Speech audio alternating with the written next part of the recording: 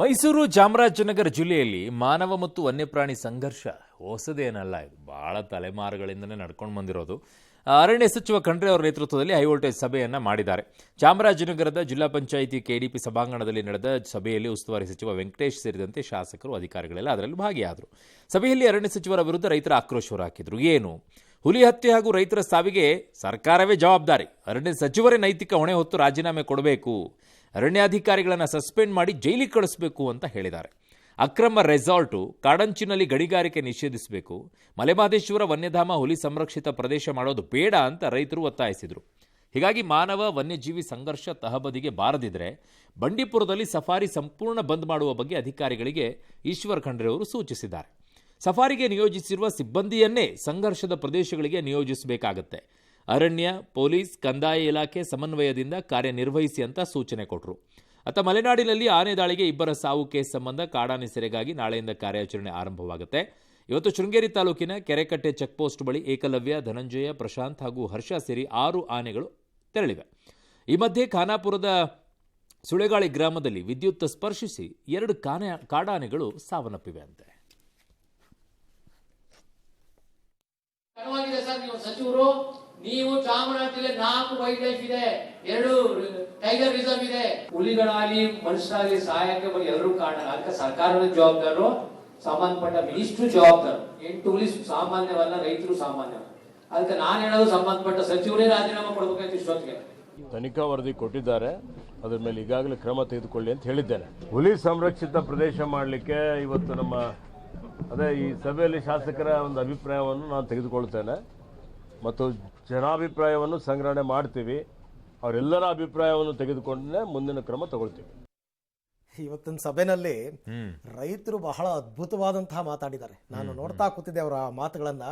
ಒಬ್ಬ ರೈತ ಹೇಳ್ತಾನೆ, ವೀರಪ್ಪನ್ ಇದ್ದಿದ್ರೆ ಚೆನ್ನಾಗಿರ್ತಿತ್ತು, ವೀರಪ್ಪನ್ ಇದ್ದಿದ್ರೆ ಕಾಡೊಳಕ್ಕೆ ಯಾವನೂ ಹೋಗ್ತಿರ್ಲಿಲ್ಲ, ಕಾಡಿಂದ ಯಾವ ಪ್ರಾಣಿಗಳು ಹೊರಗೆ ಬರ್ತಿರ್ಲಿಲ್ಲ, ಹಾಗಾಗಿ ವೀರಪ್ಪನ್ ಇರ್ಬೇಕಾಗಿತ್ತು ಅಂತನ್ಬಿಟ್ಟು. ಅಂದ್ರೆ ಈ ಪ್ರಾಣಿಗಳಿಗೆಲ್ಲ ಹುಲಿಗಳಿಗೆಲ್ಲ ವಿಷ ಹಾಕಿ ಸಾಯಿಸಿದ್ದು, ಯಾವನು ಕಾಡೊಳಕ್ಕೆ ಹೋಗೋ ಧೈರ್ಯ ಮಾಡ್ತಿರ್ಲಿಲ್ಲ. ಆನೆಗಳ ಸಂತತಿ ಕಡಿಮೆ ಆಗ್ತಿದೆ. ಇನ್ನೊಬ್ರು ಸಜೆಷನ್ ಕೊಡ್ತಾರೆ, ಏನ್ ಗೊತ್ತಾ? ಅವ್ರು ಹೇಳ್ತಾರೆ, ಅಲ್ಲಪ್ಪ ಯಾವಾಗಲೂ ನೀವು ಹುಲಿಗಳನ್ನ ಉಳಿಸ್ಕೊಳಕ್ಕೆ ಇಷ್ಟೆಲ್ಲ ಮಾಡ್ತಿರಲ್ಲ, 5 ವರ್ಷ ಆದ್ಮೇಲೆ ಓಟ್ ಕೇಳಕ್ಕೆ ನಮ್ಮ ಹತ್ರ ಬರ್ತಿರಲ್ಲ, ಹುಲಿಗಳ ಹತ್ರಕ್ಕೆ ಹೋಗಿ ಅವ್ರ ಕೈಲಿ ಓಟ್ ಹಾಕಿಸ್ಕೊಳ್ಳಿ. ಅಂದ್ರೆ ರೈತರಿಗೆ ಆ ಸಮಸ್ಯೆಯ ಅರಿವಿದೆ. ಇವ್ರು ಹೇಳೋ ಕೆಲವು ಗಂಭೀರ ಅರುಣ್ ನೋಡಿ, ಕಾಡಂಚಿನ, ನಾವು ಆ ಭಾಗದವರೇ ಆಗಿರೋದ್ರಿಂದ ಕಾಡಂಚಿನ ಭಾಗದಲ್ಲಿ ರೈತರು ಜಮೀನುಗಳು ಇದೆಯಲ್ಲ, ಜಮೀನುಗಳಿಗೆ 1 to 3 ರೇಟ್ ಕೊಟ್ಬಿಟ್ಟು ಖರೀದಿ ಮಾಡಿಬಿಡ್ತಾರೆ, ರೆಸಾರ್ಟ್ ಕಟ್ತಾರೆ.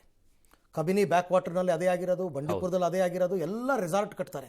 ಆಯ್ತಾ? ರೆಸಾರ್ಟ್ ಕಟ್ಟಿದ್ರೆ ಕಾಡು ಪ್ರಾಣಿಗಳಿಗೆ ಜಾಗ ಇಲ್ಲ. ಎರಡನೇದು ಸಫಾರಿ, ಇವರು ದುಡ್ಡಿನ ಆಸೆಗೋಸ್ಕರ ಸಫಾರಿಗೆ ಹೋಗ್ತಾರೆ, ಆ ಪ್ರಾಣಿಗಳಿಗೆ ಡಿಸ್ಟರ್ಬ್ ಆಗುತ್ತೆ. ಯಾಕೆ ಪ್ರಾಣಿಗಳು ಹೊರಗೆ ಬರ್ತಿವೆ ಕಾಡಿಂದ ಅಂತಂದರೆ ಇದೇ ಕಾರಣ, ಗಣಿಗಾರಿಕೆ ಮಾಡ್ತಾ ಇದ್ದಾರೆ. ಇದನ್ನ ಕಂಟ್ರೋಲ್ ಮಾಡದೆ ಹೋದರೆ ವನ್ಯಜೀವಿ ಮಾನವನ ಸಂಘರ್ಷಕ್ಕೆ ಕೊನೆಯೇ ಇಲ್ಲ ಈ ಭಾಗದಲ್ಲಿ. ಇದನ್ನ ಗಂಭೀರವಾಗಿ ತಗೋಬೇಕು ಇವರು.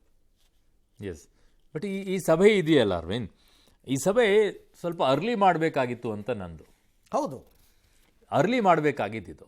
ಸೊ ಈಶ್ವರ್ ಖಂಡ್ರೆ ಅವರು ಸ್ವಲ್ಪ ತಡವಾಗಿ ಈ ಸಭೆಯನ್ನ ಮಾಡಿದ್ರ ಅಂತ. ಯಾಕೆ ಅಂತಂದ್ರೆ ಈ ಹಿಂದೆನೆ 5 ಹುಲಿಗಳ ಸಾವನ್ನಪ್ಪಿದ್ವಲ್ಲ, ತಾಯಿ ಮತ್ತೆ 4 ಮರಿಗಳೆಲ್ಲ ಸಾವನ್ನಪ್ಪಿದ್ವಲ್ಲ. ಆ ಸಂದರ್ಭದಲ್ಲೇನೆ ಅಲ್ಲಿರುವಂತಹ ಹಳ್ಳಿಯಲ್ಲಿರುವಂತಹ ಗ್ರಾಮಸ್ಥರನ್ನ ಕರೆದು ಒಂದು ವಿಶ್ವಾಸಕ್ಕೆ ತೆಗೆದುಕೊಂಡು, ಹಿಂಗಾಗ್ತಾ ಇದ್ರೆ ನಾವು ಏನು ಮಾಡಬೇಕು. ಆಮೇಲೆ ನೀವು ಆ ಮಂತ್ರಿ ಸ್ಥಾನದಲ್ಲಿ ಕೂತ ತಕ್ಷಣ ನಿಮ್ಮ ಅಧಿಕಾರಿಗಳು ಹೇಳಿದ್ದೇ ದೊಡ್ಡ ಅವರೇ ಪಂಡಿತೋತ್ತಮರು ಅಂತ ಭಾವಿಸಕ್ಕೆ ಹೋಗಬೇಡಿ. ನಿಮಗಿಂತಲೂ ಬ್ರಿಲಿಯಂಟ್ ಆಗಿ ರೈತರು ತುಂಬ ಯೋಚನೆಯನ್ನು ಮಾಡ್ತಾರೆ. ಅದ್ಭುತವಾಗಿ ಯೋಚನಾ ಶಕ್ತಿ ಅವ್ರ ಹತ್ರ ಇದೆ. ನಿಮಗಿಂತ ಅಧಿಕಾರಿಗಳಿಗೆ, ಮಂತ್ರಿಗಳಿಗಿಂತಲೂ ಕೂಡ ಯೋಚನೆ ಅವ್ರಿಗೆ ಜಾಸ್ತಿ ಇರುತ್ತೆ. ಯಾಕೆ ಅಂತಂದ್ರೆ ಅವರು ಪ್ರಾಕ್ಟಿಕಲ್ ಆಗಿ ಅದನ್ನು ಅನುಭವಿಸ್ತಾ ಇರ್ತಾರೆ. ಅಲ್ಲಿ ಏನು ಸಮಸ್ಯೆ ಆಗಿದೆ, ಅವುಗಳನ್ನು ಹೇಗೆ ಓಡಿಸ್ಬೇಕು, ಏನು ಮಾಡಬಹುದು ಅಂತೇಳಿ ಅವರ ಸಲಹೆಗಳನ್ನು, ಅವರ ವಿಶ್ವಾಸವನ್ನು ತೆಗೆದುಕೊಳ್ಳಾರ್ದೇನೆ ನಿಮ್ಮಷ್ಟಕ್ಕೆ ನೀವೇ ನಾವು ಮಾಡಿದ್ದೇ ಸರಿ, ಹಿಂಗೆ ಮಾಡಿದ್ರೆ ಆಗುತ್ತೆ ಅಂತ ಹೋಗ್ತಿರಲ್ಲ, ಆ ಭಂಡತನದಿಂದಾಗಿನೇ ಈ ರೀತಿಯಾದಂಥ ಸಮಸ್ಯೆಗಳಾಗುತ್ತೆ. ಖಂಡಿತ. ಫಸ್ಟ್ ಆಫ್ ಆಲ್ ಇವರು ರೈತರ ಮನಸ್ಥಿತಿಯನ್ನು ಅರ್ಥ ಮಾಡ್ಕೊಳ್ಬೇಕು. ಆಮೇಲೆ ರೈತರು ಅಷ್ಟೇ ಅರವಿಂದ್, ನಿಮಗೆ ಕಾಡಿನಲ್ಲಿ ನಿಮ್ಮ ಗೋವುಗಳನ್ನು ಮೇಯಕ್ಕೆ ಬಿಡಬೇಡಿ ಅಂತ ಹೇಳಿದ್ರೆ ನೀವು ಅಲ್ಲಿಗೆ ಬಿಡ್ತೀರಿ ಅಂತಂದಾಗ ನಿಮ್ಮ ಗೋವುಗಳನ್ನ ಹುಲಿ ಬೇಟೆ ಆಡಲಾರ್ದು ಇನ್ನೇನು ಮಾಡುತ್ತೆ. ಜೊತೆಗೆ ಈಗ 2 ಸಾವಾಯ್ತು, 2 ಮನುಷ್ಯರನ್ನ ಅದೊಂದು ವ್ಯಾಘ್ರ ತಿಂತಲ್ಲ. ಹೌದು. ಆ ತಂದೆಯನ್ನ ಕಳ್ಕೊಂಡಂತಹ ಮಕ್ಕಳು ಏನ್ ಮಾಡ್ತಾರೆ ಗೊತ್ತಾ? ಇವರು ರೂಲ್ಸ್ ಪ್ರಕಾರ ಹುಲಿ ದಾಳಿ ಅಥವಾ ಆನೆ ದಾಳಿಯಿಂದ ಮೃತಪಟ್ಟರೆ 20 ಲಕ್ಷ ರೂಪಾಯಿ ಪರಿಹಾರ ಇದೆ, 10 ದಿವಸದ ಒಳಗಡೆ ಕೊಡಬೇಕು ಅಂತಲೂ ಇದೆ. ಇವರು ಮೀಟಿಂಗು ಅದು ಇದು ಅಂತೆಲ್ಲ ಮಾಡಿಕೊಂಡು ದುಡ್ಡು ರಿಲೀಸ್ ಮಾಡೋದನ್ನು ತಿಂಗಳಾನುಗಟ್ಟಲೆ ಮಾಡ್ತಾರೆ. ಮತ್ತೆ ನಾಳೆ ದಿನ ಅವ್ರನ್ನ ಹೋಗಿ ಅವ್ರ ಊರಿನಲ್ಲಿ ಅವ್ರನ್ನ ಮಾತಾಡ್ಸಲ್ಲ, ಏನಾಯ್ತು ಅಂತ ಸಾಂತ್ವನ ಹೇಳಲ್ಲ. ಆ ರೈತರು ಸಿಟ್ಟು ಬಂದು ಏನು ಮಾಡ್ತಾರೆ, ನಮ್ಮ ತಂದೆನ ಕೊಂದಾಗ್ತಲ್ಲ ಅಂತ ಅಂದ್ಬಿಟ್ಟು ಹುಲಿಗೆ ವಿಷ ಹಾಕ್ತಾರೆ.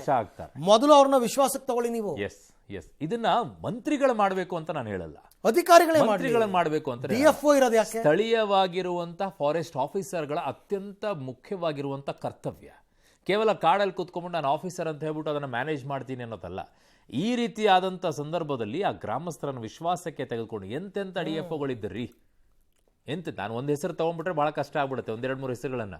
ಉಳಿದವರಿಗೆಲ್ಲ ಬೇಜಾರಾಗಬಹುದೇನೋ, ಕಾರಣ ನನಗೆ ಅವ್ರ ಪರಿಚಯ ಇರಲಿಕ್ಕಿಲ್ಲ. ಒಟ್ಟು ಪರಿಚಯ ಇರುವಂಥವ್ರದ್ದು ವಿಚಾರ ಮಾಡಬೇಕಾಗಿತ್ತು. ಅವರು ಯಾವ ರೀತಿ ಹೋಗ್ತಾ ಇದ್ರು ಅಂತಂದರೆ, ಆ ಗ್ರಾಮದಲ್ಲಿ ಏನಾದರೂ ಸ್ವಲ್ಪ ಹೆಚ್ಚು ಕಡಿಮೆ ಯಾವ್ದಾದ್ರು ದಾಳಿ ಮಾಡಿದ್ರೆ ಆ ಗ್ರಾಮಕ್ಕೆ ಹೋಗ್ಬಿಟ್ಟು ಆ ಗ್ರಾಮದಲ್ಲಿರೋರು ಫಸ್ಟ್ ಕೂರಿಸ್ಕೊಳ್ತಾ ಇದ್ರು. ಅವತ್ತು ಆದ ತಕ್ಷಣ ನೆಕ್ಸ್ಟ್ ಡೇನೇ ಮೀಟಿಂಗು ಗ್ರಾಮದಲ್ಲಿ ಕೂತ್ಕೊಂಡು ವಿಶ್ವಾಸಕ್ಕೆ ತೊಗೊಂಡ್ಬಿಟ್ಟು ಏನು ಮಾಡೋಣ, ಏನಿಲ್ಲ, ಪರಿಹಾರ ಕೊಡಬೇಕಾ 2 ಡೇಸಲ್ಲಿ ಪರಿಹಾರ. ಈಗ ಸರ್ಕಾರ ಹತ್ರ ಕಾಸಿದ್ರೆ ತಾನೇ ಪರಿಹಾರ ಕೊಡೋಕ್ಕೆ. ಅದನ್ನೇ ಅಲ್ವಾ ಮೊನ್ನೆ ಜಮೀರ್ ಅವ್ರು ಹೇಳಿದ್ದು, ಕಾಸೇ ಇಲ್ವಲ್ಲ, ಇದಕ್ಕೂ ಕಾಸು ಇದೆಯಲ್ಲ ಚೆಕ್ ಮಾಡ್ಕೊಳ್ಳಿ ಒಂದ್ಸಲ, ಅಥವಾ ಸುಮ್ಮನೆ ಮೇಲ್ನೋಟಕ್ಕೆ ಮಾಡ್ಕೊಳ್ತಾ ಇದ್ದೀರಾ. ಪರಿಹಾರ ಕೊಟ್ಟು ವಿಶ್ವಾಸಕ್ಕೆ ತಗೊಂಡು ಎಲ್ಲ ಮಾಡೋ ಕೆಲಸ ಆಗಿಲ್ಲ. ರೈಟ್. ಜೀನಿ ಸ್ಲಿಮ್ ರೆಫರ್ ಮಾಡ್ಬೇಕಾದ್ರೆ ಕಾರಣ ಏನಂದ್ರೆ ವೇಟ್ ಲಾಸ್ ಸಲುವಾಗಿ ನನ್ ಬಾಳ ಜನ ಕೇಳಿದ್ರು. ಫಸ್ಟ್ ನಾನ್ ತಗೊಂಡು ನನಗೆ ರಿಸಲ್ಟ್ ಬಂದ್ಮೇಲೆ ಆಮೇಲೆ ನಾನು ಜೀನಿ ಸ್ಲಿಮ್ ಇನ್ನೊಬ್ಬರಿಗೆ ಪ್ರಿಪೇರ್ ಮಾಡಿದ್. ಸುಸ್ತಾಗೋದು ಕಡಿಮೆ ಆಯ್ತು, ವೀಕ್ನೆಸ್ ಅದು ಏನೂ ಇಲ್ಲ, ಪೂರಾ ಹೆಲ್ದಿ ಅದೇನೆ. ವೇಟ್ ಜಾಸ್ತಿ ಇರೋರಲ್ಲಿ ಏನೇ ಡೌಟ್ ಇಲ್ಲದೆ 100% ಬಳಸಬಹುದು. ಪ್ರತಿದಿನ ನಮ್ಮ ಜೀನಿ ಸ್ಲಿಮ್ ನ ಯೂಸ್ ಮಾಡಿ ಯಾವುದೇ ಸೈಡ್ ಎಫೆಕ್ಟ್ ಇಲ್ದಂಗೆ ನೀವು ಸಣ್ಣ ಆಗ್ತೀರಾ. ಇನ್ನು ರಾಜಕಾರಣದ ವಿಚಾರಕ್ಕೆ ಬರೋದಾದ್ರೆ, ಕಾಂಗ್ರೆಸ್ನಲ್ಲಿ ನವೆಂಬರ್ ಕ್ರಾಂತಿ ಶುರು ಆದಂತೆ ಕಾಣ್ತಾ ಇದೆ. ಶುರು ಆಗೋಗಿದೆ ಯಾವುದೋ ಕಾಲದಲ್ಲಿ. ಅವ್ರು ಶುರು ಮಾಡದೇ ಇದ್ರು, ಹೈಕಮಾಂಡ್ ಅವರು ನಾಯಕರುಗಳು ಶುರು ಮಾಡಿದ್ದಾರೆ.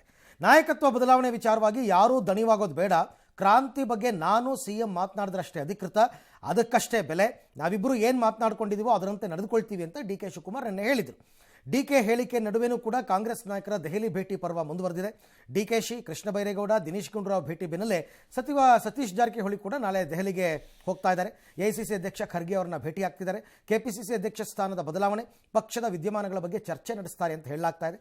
ಸತೀಶ್ ದೆಹಲಿ ಭೇಟಿಗೂ ಪ್ರತಿಕ್ರಿಯಿಸಿರುವ DKಶಿ ಅವ್ರ ಕೆಲಸಕ್ಕೆ ಹೋಗ್ತಾ ಇದ್ದಾರೆ. ದೆಹಲಿಗೆ ಹೋದರೆ ನಾವು ರಾಜಕೀಯಕ್ಕೆ ಹೋಗ್ತಾ ಇದ್ದೀವಿ ಅಂತ ಯಾಕೆ ಅನ್ಕೋತೀರಾ ಅಂತ ಪ್ರಶ್ನೆ ಮಾಡಿದ್ದಾರೆ. ನಮ್ಮ ನಾಯಕರ ದೆಹಲಿ ಭೇಟಿಯಲ್ಲಿ ಏನೂ ಮರ್ಮ ಇಲ್ಲ ಅಂತ ಪ್ರಿಯಾಂಕ ಖರ್ಗೆ ಹೇಳಿದ್ದಾರೆ. ಇನ್ನು ಕೊಪ್ಪಳದಲ್ಲಿ ಮಾತನಾಡಿರುವ ಸಚಿವ ಜಮೀರ್, ಸಿದ್ದರಾಮಯ್ಯ ಆದಮೇಲೆ DK ಶಿವಕುಮಾರ್ CM ಆಗಬೇಕು ಅಂತ ನಾವು ಬಯಸ್ತೀವಿ ಅಂತ ಹೇಳಿದ್ದಾರೆ.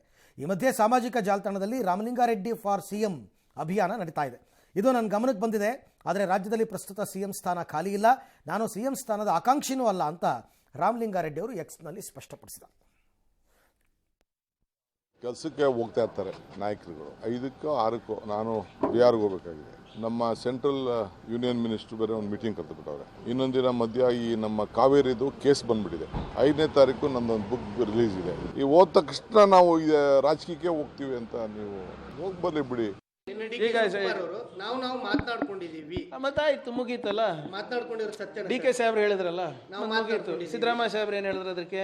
ಅವ್ರಿಬ್ರು ಏನು ಹೇಳಿದ್ರೆ ಫೈನಲ್ ಅಷ್ಟೇ. ಹೈಕಮಾಂಡ್ ಅವ್ರ ತೀರ್ಮಾನ ಇದೆ, ಇದರಲ್ಲಿ ನಾವು ನೀವು ಮಾತಾಡೋದ್ರಲ್ಲಿ ಉಪಯೋಗ ಇಲ್ಲ. ಯಾರಿದ್ರು ಕೂಡ ಹೋಗಿ ನಮ್ಮ ಹೈಕಮಾಂಡಿಗೆ ಭೇಟಿ ಆಗ್ಬೇಕಲ್ಲ. ಹೋಗಿ ಅಲ್ಲಿ ಖರ್ಗೆ ಸಾಹೇಬ್ರಿಗೆ ಭೇಟಿ ಆಗ್ತಾರೆ, ರಾಹುಲ್ ಗಾಂಧಿ ಅವ್ರಿಗೆ ಭೇಟಿ ಆಗ್ತಾರೆ. ಏನು ಮರ್ಮ ಇಲ್ಲ, ಏನಿಲ್ಲ. ಇವರೇ ಬಿಟ್ಬಿಡಿ. ನಮಗೆ ಏನೋ ಚಿತ್ತಾಪುರ ಅಭಿವೃದ್ಧಿಗೋಸ್ಕರ ಕಲಬುರಗಿ ಉಸ್ತುವಾರಿ ಸಚಿವರಿದ್ದೇನೆ. ಆ 2 ಕೆಲಸ ಈ ಸದ್ಯಕ್ಕೆ ನನ್ನ ಜವಾಬ್ದಾರಿಯಾಗಿದೆ. ಅದನ್ನು ನಾವು ಯಶಸ್ವಿಯಾಗಿ ನಿರ್ವಹಿಸೋದು ನನ್ನ ಜವಾಬ್ದಾರಿ ಅಷ್ಟೇ. ಕ್ರಾಂತಿನಿಲ್ಲ, ಏನೇನು ಇಲ್ಲ. 2028 ವರೆಗೂ ಸಿದ್ದರಾಮಯ್ಯ ಮುಖ್ಯಮಂತ್ರಿ ಆಗಿರ್ತಾರೆ. DK ಶಿವಕುಮಾರ್ ಸಾಹೇಬ್ರಿಗೂ ಮುಖ್ಯಮಂತ್ರಿ ಆಗ್ಬೇಕಂತ ಆಸೆ ಇದೆ. ಏನಕ್ಕೆ ಅವರು ಪಕ್ಷಕ್ಕೆ ಶ್ರಮ ಪಟ್ಟವ್ರೆ. 28ವರೆಗೂ ಸಿದ್ದರಾಮಯ್ಯ ಅವರು, ಮನೆ ಸಿದ್ದರಾಮಯ್ಯ ಅವರು ದಸರಾ ಟೈಮಲ್ಲಿ ನಾನೇ 28ವರೆಗೂ ಮುಖ್ಯಮಂತ್ರಿ, 5 ವರ್ಷ ಮುಖ್ಯಮಂತ್ರಿ ಆಗಿರ್ತೀನಿ ಅಂತ ಅವ್ರು ಹೇಳಿಕೆ ಕೊಟ್ಟರು. ಈಗ ಅವ್ರು ದಿಲ್ಲಿ ಅವಾಗ ಹೋಗ್ತಾ ಇರ್ತಾರೆ. DK ಶಿವಕುಮಾರ್ ಅವ್ರು ಹೇಳಿ ಆಗ್ಬಿಟ್ಟಿದೆಯಲ್ಲ, ಯಾಕೆ ಮಾತಾಡ್ತೀರಾ ಸುಮ್ಮನೆ? ನಾವಿಬ್ರು ಮಾತಾಡೋದು ಮಾತ್ರ ಬೆಲೆ, ಇನ್ನುಳಿದಂತವ್ರು ಯಾವ ಬೆಲೆನೂ ಇಲ್ಲ, ಕವಡೆ ಕಾಸಿನ ಕಿಮ್ಮತ್ತು ಇಲ್ಲ. ಯಾಕೆ ಮಾತಾಡ್ತಾರ? ಅವ್ರ ಪಾಡಿಗೆ ಅವ್ರಷ್ಟೇ ಬಾಯಿ ಚಪಲ ತೀರಿಸ್ಕೊಳ್ಬೇಕಲ್ಲ.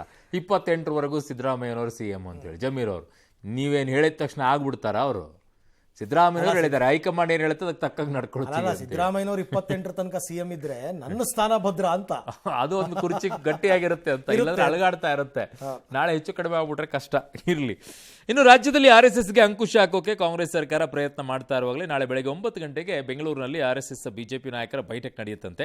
ಹೀಗಾಗಿ RSS ಹಿನ್ನೆಲೆಯ BJP ನಾಯಕರಿಗೆ ಕರೆ ಕೂಡ ಕೊಟ್ಟಿದ್ದಾರಂತೆ. ನಾಳಿನ ಸಭೆಯಲ್ಲಿ ಇತ್ತೀಚಿನ ರಾಜ್ಯ ವಿದ್ಯಮಾನಗಳು, ಪಥಸಂಚಲನ ಜಟಾಪಟಿ, ಸಂಘದ ವಿರುದ್ಧ ಕೈ ನಾಯಕರ ಹೇಳಿಕೆಗಳು ಇವೆಲ್ಲವೂ ಕೂಡ ಚರ್ಚೆ ಆಗೋ ಸಾಧ್ಯತೆ ಇದೆ. ಆಗುತ್ತೆ. ಆಗುತ್ತೆ. ಅಲ್ಲದೆ ಸರ್ಕಾರದ ವೈಫಲ್ಯಗಳ ವಿರುದ್ಧ ಬಿಜೆಪಿಯಿಂದ ಪರಿಣಾಮಕಾರಿ ಹೋರಾಟ ನಡೆಯದ ಬಗ್ಗೆಯೂ ಕೂಡ ಚರ್ಚೆ ಸಾಧ್ಯತೆ ಇದೆ ಅಂತಿದ್ದಾರೆ. ಇನ್ನು RSS ಬ್ಯಾನ್ ಮಾಡಬೇಕು ಅಂತ AIC ಅಧ್ಯಕ್ಷ ಖರ್ಗೆ ಅವರು ಇತಿಹಾಸದಿಂದ ಪಾಠ ಕಲ್ತಿಲ್ವಾ ಅಂದಿರೋ RSS ಪ್ರಧಾನ ಕಾರ್ಯದರ್ಶಿ ದತ್ತಾತ್ರೇಯ ಹೊಸಬಾಳೆ ಟೀಕೆಗೆ ಸಚಿವ ಪ್ರಿಯಾಂಕ ಖರ್ಗೆ ಕಿಡಿಕಾರಿದ್ದಾರೆ. ನೋಡಿ, RSS ಅನ್ನ ಇಡೀ ಸಮಾಜ ಒಪ್ಪಿಲ್ಲ, ಇಡೀ ದೇಶ ಒಪ್ಪಿಲ್ಲ, ಎಲ್ಲರೂ ಒಪ್ಪಿದ್ದಾರೆ ಅನ್ನೋ ಭಾವನೆ ಸರಿಯಲ್ಲ ಅಂದಿದ್ದಾರೆ. ಅಲ್ಲದೆ ಖಾಸಗಿ ಜಾಗ, ನಿಮ್ಮವರ ಒಡೆತನದ ಜಾಗಗಳಲ್ಲಿ ಪಥಸಂಚಲನ ಮಾಡಿಕೊಳ್ಳಿ ಅಂದಿದ್ದಾರೆ. ಇನ್ನು ಕಲಬುರಗಿಯ ಚಿತ್ತಾಪುರ ಬಳಿಕ ಇದೀಗ ಯಾದಗಿರಿ ಜಿಲ್ಲೆಯ ಕೆಂಭಾವಿಯಲ್ಲಿ RSS ಪಥಸಂಚಲನಕ್ಕೆ ದಲಿತ ಸಂಘಟನೆ ವಿರೋಧ ವ್ಯಕ್ತಪಡಿಸಿದೆ. ಯಾದಗಿರಿ ಜಿಲ್ಲೆಯ ಸುರಪುರ ತಾಲೂಕಿನ ಕೆಂಭಾವಿ ಪಟ್ಟಣದಲ್ಲಿ ನವೆಂಬರ್ 4ಕ್ಕೆ RSS ಪಥಸಂಚಲನಕ್ಕೆ ಪ್ಲಾನ್ ಮಾಡಿದ್ದು, ಇದಕ್ಕೆ ಅನುಮತಿ ನೀಡದಂತೆ DSSನಿಂದ DCಗೆ ಅರ್ಜಿಯನ್ನು ಸಲ್ಲಿಸಿದೆ. ನಿನ್ನೆ 2 ಸಂಘಟನೆ ಮುಖಂಡರನ್ನು ಕರೆಸಿ ಕೆಂಭಾವಿ ಪೊಲೀಸ್ ಠಾಣೆಯಲ್ಲಿ RSS ಹಾಗೂ DSS ಮುಖಂಡರ ಜೊತೆಗೆ ಪೊಲೀಸರು ಪ್ರತ್ಯೇಕ ಶಾಂತಿ ಸಭೆಯನ್ನು ಮಾಡಿದಾರಂತೆ. ಆದರೆ ಸಭೆ ವಿಫಲವಾಗಿದೆ. ಹುಬ್ಬಳ್ಳಿಯಲ್ಲಿ RSS ಹಟಾವೋ ದೇಶ್ ಬಚಾವೋ ಅಂತ ರಾಷ್ಟ್ರೀಯ ಅಹಿಂದ ಸಂಘಟನೆ ಪ್ರತಿಭಟನೆ ನಡೆಸಿದೆ. RSS ಅನ್ನ ಜನರು ಒಪ್ಪಿರಬಹುದು, ಎಲ್ಲ ಜನರು ಒಪ್ಪಿದಾರಾ? ಕೆಲವು ಜನ ಒಪ್ಪಿದ ತಕ್ಷಣನೇ ಇಡೀ ದೇಶ ಒಪ್ಪಿದೆ ಅಂತ ಭ್ರಮೆ ಯಾರಲ್ಲೂ ಇರಬಾರ್ದು. ಸರ್ಕಾರಿ ಮೈದಾನಗಳಲ್ಲಿರ್ಬೋದು, ಶಾಲೆಗಳಲ್ಲಿರ್ಬೋದು ಇವರ ಚಟುವಟಿಕೆ ನಡೆಸಬಾರ್ದು. ಸರ್ಕಾರದ ಅನುಮತಿಯನ್ನ ಕೇಳಿ. ನಾವು ಇವ್ರ ಆಳ್ಮಕ್ಕಳಲ್ಲ. ರಿಜಿಸ್ಟ್ರೇಷನ್ ಯಾಕ್ರಿ ಆಗ್ತಾ ಇಲ್ಲ ಇವ್ರದ್ದು? ಬೇರೆಯವರಿಗೆ ಒಂದು ಕಾನೂನು, ಇವರಿಗೆ ಒಂದು ಕಾನೂನು ಹೇಗಾಗ್ಲಿಕ್ಕೆ ಸಾಧ್ಯ ಆಗುತ್ತೆ? ಪಥಸಂಚಲನ ಏನಕ್ಕೆ ಮಾಡ್ಬೇಕು? ಇವರೇ ದೊಣ್ಣೆಗಳನ್ನು ಇಟ್ಕೊಂಡು ಇವ್ರು ಪಥಸಂಚಲನ ಮಾಡೋದು ಅಗತ್ಯ ಏನಿದೆ? Law and order issues, clashes ಏನಾದರೂ ಸಮಾಜದಲ್ಲಿ ಸೌಹಾರ್ದ ಎಲ್ಲ ಸ್ವಲ್ಪ ಹಾಳು ಮಾಡೋಕ್ಕೆ ಏನೋ ಪ್ರಯತ್ನ ಆಗಬಾರ್ದು ಅಂತ ನಮ್ಮ ಉದ್ದೇಶ. ಅಪ್ಲಿಕೇಶನ್ಸ್ ಎಲ್ಲ ನಿನ್ನೆ ನಮ್ಮ ಕಡೆ ಬಂದಿದೆ. ನಾವು ಅದು ಪರಿಶೀಲನೆ ಮಾಡಿ ಪೊಲೀಸ್ ಅಭಿಪ್ರಾಯ ತಗೊಂಡು ನಾವು ಆಂತರಿಕ ಎಲ್ಲ ಚರ್ಚೆ ಮಾಡಿ ಡಿಸಿಷನ್ ಎಲ್ಲ ತಗೊಳ್ತೀವಿ. ಅಲ್ಲ, ಇವರು ಪ್ರಿಯಾಂಕ್ ಖರ್ಗೆ ಹೇಳ್ತಾರಲ್ಲ, ಇಡೀ ದೇಶ ಏನು RSS ಒಪ್ಪಿಲ್ಲ ಅಂತ. 224 ಕ್ಷೇತ್ರದಲ್ಲಿ ಕಾಂಗ್ರೆಸ್ ಗೆದ್ದಿರೋದೆಷ್ಟು? 141. ಅಂದ್ರೆ ಇಡೀ ಕರ್ನಾಟಕ ಏನು ಕಾಂಗ್ರೆಸ್ ಒಪ್ಕೊಂಡಿಲ್ಲ. ಅದೇ ಲಾಜಿಕ್ ತಾನೇ ಇದು. 100% ನೋ ಡೌಟ್. ಹಾಗಿದ್ದಾಗ ಕಾಂಗ್ರೆಸ್ ಯಾಕೆ ಕೇಳಬೇಕು? ಬಟ್ ಅದು ಸಂವಿಧಾನಬದ್ಧವಾಗಿ ನಿಮಗೆ ಯಾರು ಮೆಜಾರಿಟಿ ಇರುತ್ತೆ ಅದಕ್ಕೆ ಇರುತ್ತೆ. ಅಲ್ಲಿಗೆ ಸಂವಿಧಾನ ಇದೆ, ಇಲ್ಲಿಗೆ ಸಂವಿಧಾನ ಇಲ್ವಾ? ಬಂದೇ ಬರುತ್ತೆ, ನೋ ಡೌಟ್ ಅದರಲ್ಲಿ. ಬಟ್ ನನ್ನ ವಾದ ಇನ್ನೊಂದು ರೀತಿಯಲ್ಲಿದೆ. ಒಂದು ಚರ್ಚೆ ಬರ್ತಾ ಇತ್ತು ನನಗೆ ಮಾತಾಡ್ತಾ ಇರಬೇಕಾದ್ರೆ, ಏನು ನೋಡಿ, RSS ಇಡೀ ಸಮಾಜ ಒಪ್ಪಿಲ್ಲ, ಇಡೀ ದೇಶ ಒಪ್ಪಿಲ್ಲ, ಎಲ್ಲರೂ ಒಪ್ಪಿದ್ದಾರೆ ಅನ್ನುವಂಥ ಭಾವನೆ. ಆಯಿತು, ಕರೆಕ್ಟು ಸರ್, ನಿಮ್ಮ ಮಾತನ್ನು ನಾವು ಒಪ್ಕೊಳ್ಳೋಣ. ಹಾಗಿದ್ದಾಗ ಎಲ್ಲರ ಭಾವನೆಗಳಿಗೆ ಧಕ್ಕೆ ತರೋ ರೀತಿಯಲ್ಲಿ ನಾವು ನಂಬಿರುವಂಥ ಭಾವನೆಗಳಿಗೆ ಅಜಾನನ್ನು ಯಾರು ನಾವು ಒಪ್ಪಿಲ್ಲ. ಯಾಕಂದರೆ ಅವ್ರ ಪಾಡಿಗೆ ಅವ್ರ ಧರ್ಮದವ್ರು ನೋಡ್ಕೊಳ್ತಾರೆ ಅನ್ನುವಂಥ ಮಾತುಗಳು ಹಿಂದೂ ಧರ್ಮದಲ್ಲಿ ಬರುತ್ತೆ. ಹಾಗಿದ್ದಾಗ ಬೆಳಗ್ಗೆ ಎದ್ದ ತಕ್ಷಣ ಅಲ್ಲ ಒಬ್ಬನೇ ಅಲ್ಲ ಬಿಟ್ಟರೆ ಇನ್ಯಾರೂ ಇಲ್ಲ ಅನ್ನುವಂಥ ಮಾತನ್ನು ನಾವೇ ಕೇಳಿಸ್ಕೊಳ್ಬೇಕು ಅನ್ನುವಂಥ ಮಾತನ್ನು ಆಡುವಂಥವ್ರಿಗೆ ನಿಮ್ಮ ವಾದ ಏನು? ನಿಮ್ಮ ವಾದ ಏನದರಲ್ಲಿ?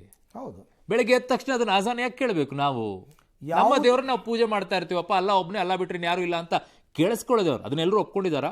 ಇಲ್ಲ. ಸಮಾಜ ಎಲ್ಲೋ ಒಪ್ಕೊಂಡಿದೆಯಾ? ಅದು ಹೇಗೆ? ಈ ಥರ ಪ್ರಶ್ನೆಗಳು ಬರುತ್ತೆ.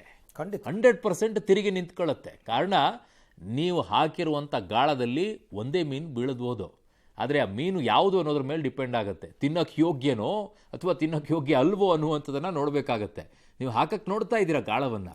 ಬಿಹಾರ್ ಎಲೆಕ್ಷನ್ ತನಕ ಮಾತಾಡ್ತಾರೆ ಅಷ್ಟೇ, ಸುಮ್ಮನೆ ಅಷ್ಟೇ. ನಿನ್ನೆ ಹೇಳದ್ನಲ್ಲ, ಇದು ಎಲ್ಲವೂ ಕೂಡ ನಡೀತಾ ಇರೋದು ಬಿಹಾರ ಚುನಾವಣೆಗಾಗಿ, ಮುಸ್ಲಿಂ ವೋಟ್ಗಳನ್ನು ಕನ್ಸಾಲಿಡೇಟ್ ಮಾಡೋಕ್ಕೋಸ್ಕರ, ಇನ್ನೇನೂ ಅಲ್ಲ.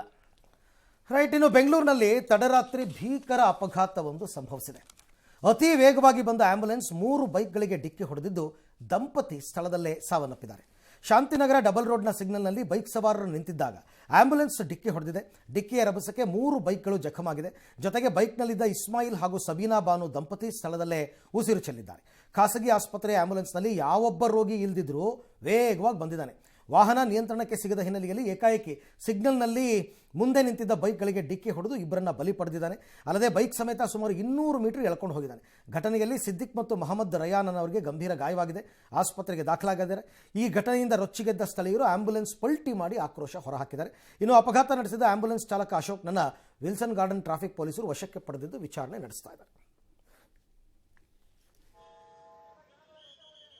ಇದೆ ರಾಮನಗರದಲ್ಲಿ. ಅವರು ಅಲ್ಲಿ ಹೋಗಿ ವಾಪಸ್ ಬರುವಾಗ ಇದು ಸಿಗ್ನಲ್ನಲ್ಲಿ ಆಂಬ್ಯುಲೆನ್ಸ್ ಅವರು ಬಂದು ಹಿಟ್ ಮಾಡಿದ್ರು. ಸುಧಾಮನಗರ ಕಡೆಯಿಂದ ಬರ್ತಾ ಇದ್ರು. ಅವರು ಅಪೋಸಿಟ್ ಸೈಡಿಂದ ಆಂಬ್ಯುಲೆನ್ಸ್ ಬಂದಿದ್ರು.